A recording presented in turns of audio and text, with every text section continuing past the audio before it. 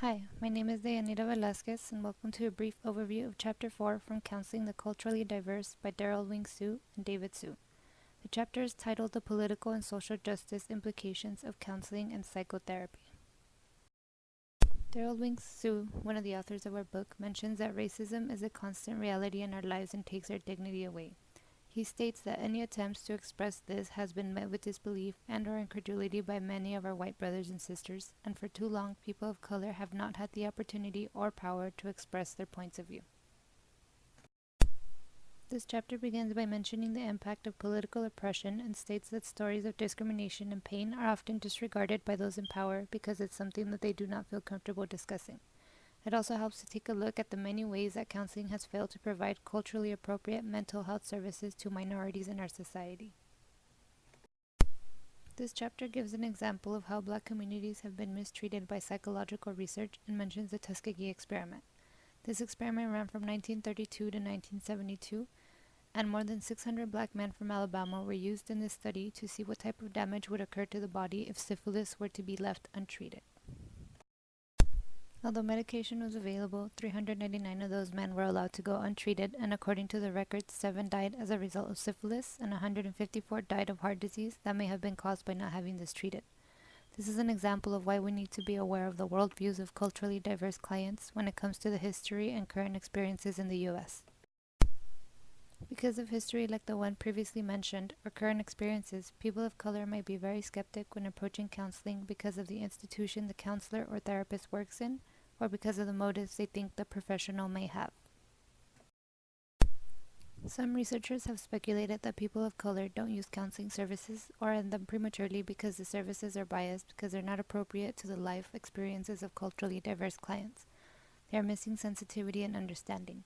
There is also an issue with graduate programs giving poor treatment to persons of color with mental health issues. This is because these experiences are usually analyzed from a white Euro-American middle-class perspective, which is not always useful. Many of these professionals are not familiar with ethnic values and what it's like living in a racist society, and they also graduate thinking that therapy involves a small modification of traditional white models.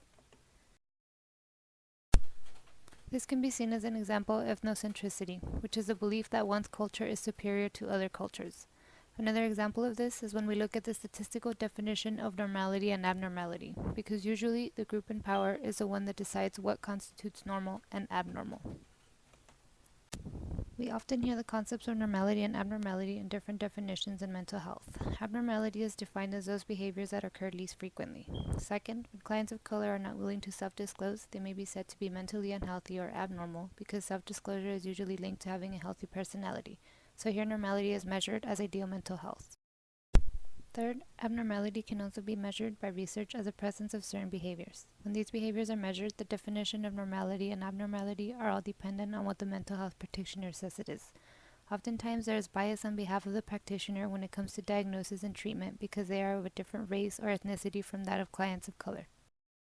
There are some that view the label of mental illness as something that is used to control those people that have different thoughts and behaviors from what is normal to society.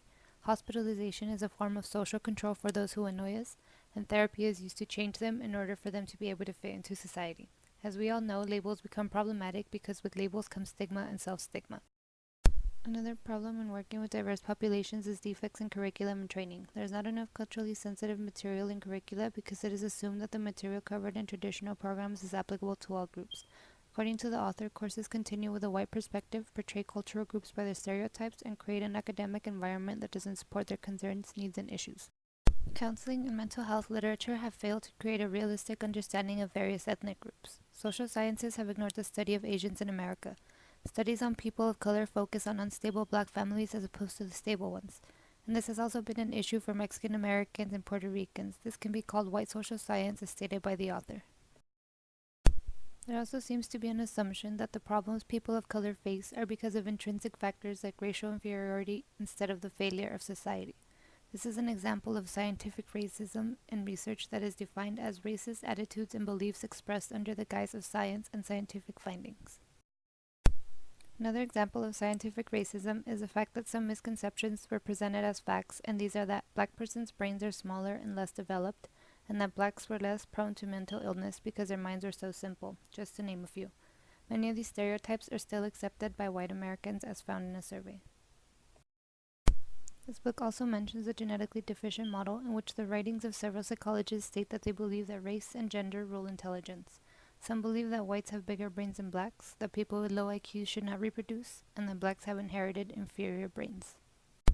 The culturally deficient model states that environmental factors, lifestyles, or values of various ethnic groups are what makes them culturally disadvantaged. An example of this would be not having the advantages of middle-class culture like education. The last model is a culturally diverse model, which states that in order to understand people better, people of color shouldn't be viewed as deficient. They should be viewed as culturally diverse.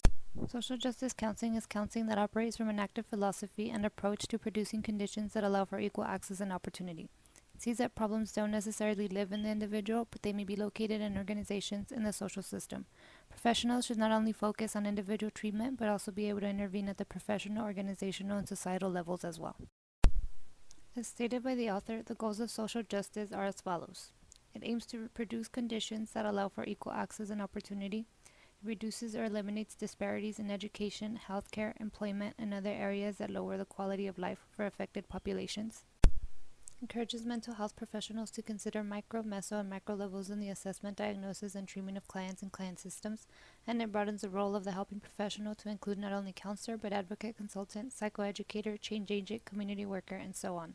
This is where counselors step in as advocates and play different roles that had not traditionally been considered therapy.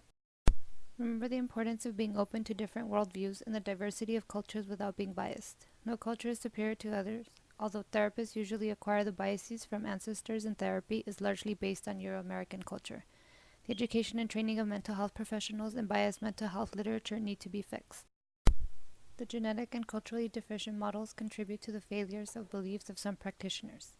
And social justice counseling works towards allowing for equal access and opportunity in organizations in the social system. I hope you enjoyed this presentation and thank you for your time.